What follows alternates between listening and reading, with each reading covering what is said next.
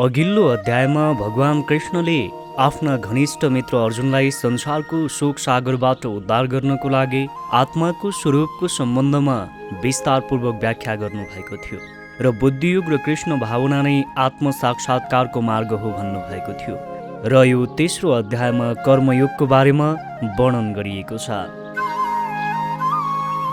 अर्जुनले प्रश्न गरे, हे जनार्दन, हे कृष्ण, हजुरको विचारमा यदि राम्रो कर्मभन्दा बुद्धियोग नै ठुलो हो भने किन मलाई यो भयङ्कर युद्ध कार्यमा लगाउन चाहनुहुन्छ? हजुरका अनेक अर्थ लाग्ने उपदेशद्वारा मेरो बुद्धि अल्मलियो, त्यसैले निश्चित गरेर मलाई त्यही कुरा भन्नुहोस् जसबाट मेरो वास्तविक हित हुन्छ। भगवान कृष्णले भन्न थाल्नुभयो, यो संसारमा मैले आफै दुई तरिकाको योग बनाएको छु।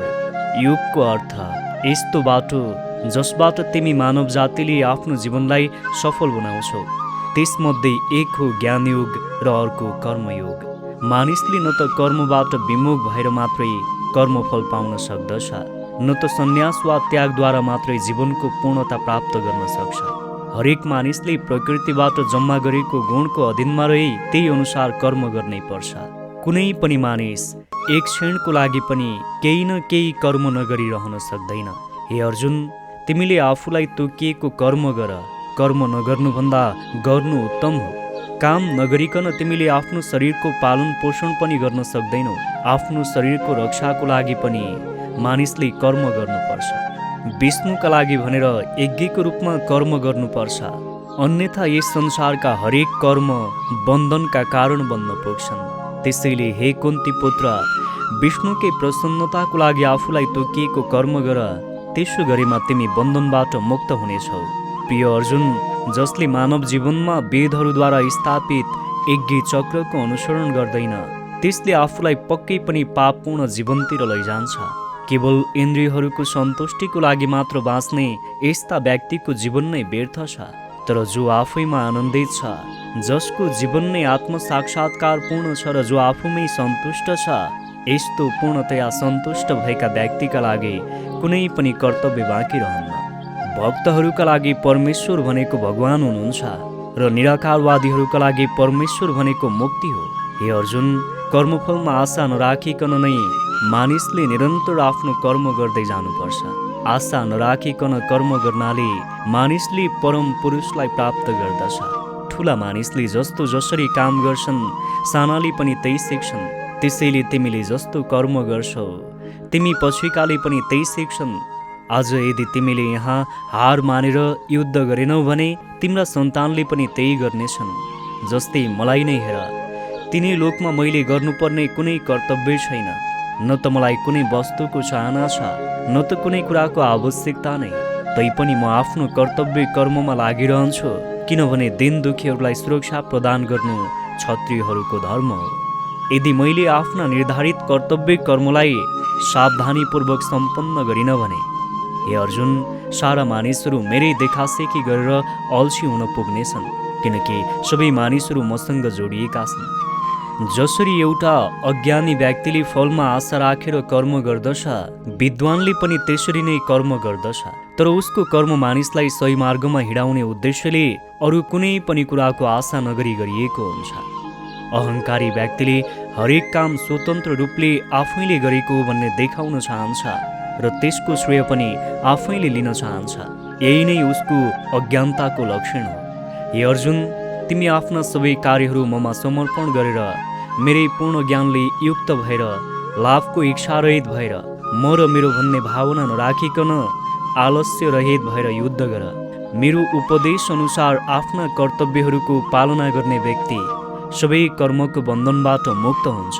तर जसले ईर्ष्यावश यी उपदेशको आशा गर्दछन् र यिनको पालना गर्दैनन्, ती व्यक्तिहरू सबै प्रकारको ज्ञानले रहित भएका महामूर्खहरू मानिन्छन् र पूर्णता पाउनको लागि तिनीहरूले गरेका प्रयासहरू पनि नष्ट हुन्छन्।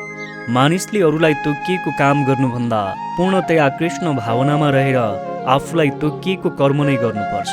प्रकृतिको गुणको अधीनमा रहेर मानिसको मनोवैज्ञानिक अवस्था अनुसार निर्धारित गरिएका कर्मलाई नै भौतिक दृष्टिले कर्तव्य कर्म भनिन्छ र मेरो सेवा गर्नुको लागि गुरुद्वारा निर्देशित कर्मलाई आध्यात्मिक कर्म भनिन्छ।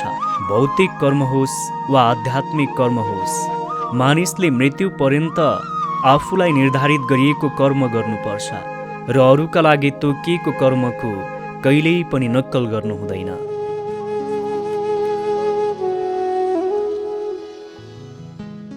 त्यसपछि अर्जुनले प्रश्न गरे, हे कृष्ण, यदि मानिस त्यही भगवानको अंश हो भने किन ऊबाट गल्ती हुन्छ? कहिलेकाहीँ मानिसलाई कुनै पाप कर्म गर्न मन लाग्दैन, तर उसलाई पाप कर्म गर्न बाध्य हुनुपर्छ किन? भगवान कृष्णले बताउनुभयो, मानिसहरूको शरीर भोगविलास गर्न चाहन्छ किनकि उसको प्रकृति त्यस्तो नै छ। त्यसैले यदि उसको इच्छा पूरा भएन भने उसमा क्रोध उत्पन्न हुन्छ र जुन तरिकाले धुवाँको कारणले आगो देखिँदैन, त्यसरी नै त्यही तरिकाले मानिसहरूले काम र क्रोधको कारण आफ्नो धर्म, कर्म र परमात्मा देख्दैनन्। त्यही कारण क्रोध र कामनामा लागेर आफ्नो इन्द्रिय र आफ्नो मनमा नियन्त्रित गर्न सक्दैनन्, जसकारण उनीहरूबाट नचाहँदा पनि गल्ती हुन पुग्छ। यो इन्द्रिय शरीरभन्दा शक्तिशाली हुन्छ, तर इन्द्रियभन्दा बढी शक्तिशाली मन हुन्छ, मनभन्दा शक्तिशाली बुद्धि हुन्छ र बुद्धिभन्दा शक्तिशाली तिमी हुन्छौ, अर्थात् तिम्रो आत्मा। त्यसैले हे भरतवंशीहरूमा श्रेष्ठ अर्जुन, पहिले नै इन्द्रियहरूलाई बसमा राखेर पापको महान कामलाई कम गर, साथै ज्ञान र आत्मज्ञानको यो विनाशकर्तालाई मारिदेऊ। हामीले यस अध्यायबाट के सिक्न सक्छौँ भने हामीले आफूलाई भगवान कृष्णमा समर्पित गर्नुपर्छ। भगवान कृष्णले पनि आफै बताउनु भएको छ कि जसले आफूलाई ममा समर्पित गर्दैन त्यसले सबै कामको श्रेय आफूले लिने गर्छ, जुन सरासर पाप हो। मानव जातिले केवल कर्म गर्नुपर्छ, त्यसको फलको आशा गर्नुहुन्न। यसो गरियो भने हामीलाई फाइदा हुन्छ। हामीले कुनै पनि कर्म गरेपछि त्यसको फलको आशा गर्ने गर्छौँ, तर यदि हामीले फलको आशा गरेनौँ भने हामी आफूले आफूलाई दुखी बनाउनबाट बस्नेछौँ। भगवान कृष्णले आफै पनि भन्नुभएको छ कि राम्रो कर्म गर्नेले फल पनि राम्रै पाउँछ। त्यसैले हामीले आफूलाई भगवानमा समर्पित गरेर राम्रो कर्म गर्दै जानुपर्छ। त्यस्तै हामीले यो अध्यायबाट अर्को के सिक्न सक्छौँ भने हामी ठुला मानिसले जस्तो कर्म गर्ने गर्छौँ, हामीभन्दा साना मानिसले पनि त्यही गर्ने गर्छन्। त्यसैले हामीले सधैँ आफ्नो कर्मलाई गर्नै पर्छ र भगवान कृष्णलाई नै हेर्ने हो भने उहाँ आफै स्वयं भगवान हुनुहुन्छ। उहाँ केही नगरी पनि बस्न सक्नुहुन्थ्यो, तर हामी मानव जाति उहाँकै सन्तान भएकोले भगवान कृष्णले जस्तो गर्नुहुन्छ हामीले पनि त्यही गर्छौँ। त्यसैले उहाँले सधैँ आफ्नो कर्तव्यलाई पुरा गर्नुभयो। त्यसरी नै तपाईँले आफ्नो कर्मलाई पुरा गर्नुपर्छ। कर्म नगरेसम्म हामीले आफ्नो पेट पनि पाल्न सक्दैनौँ। अर्को कुरा, यदि हामीले बेलैमा आफ्नो इन्द्रियलाई नियन्त्रित गर्न सकेनौँ भने यसले हामीलाई हामीबाट पाप कर्म गराउनेछ। यदि हामीले आफ्नो आत्मालाई नियन्त्रित गर्यौँ भने आत्माले हाम्रो बुद्धिलाई नियन्त्रित गर्नेछ र बुद्धिले हाम्रो मनलाई नियन्त्रित गर्नेछ र मनले हाम्रो इन्द्रियलाई नियन्त्रित गर्नेछ। यससँगै अध्याय 3 को कर्मयोग समाप्त भएको छ।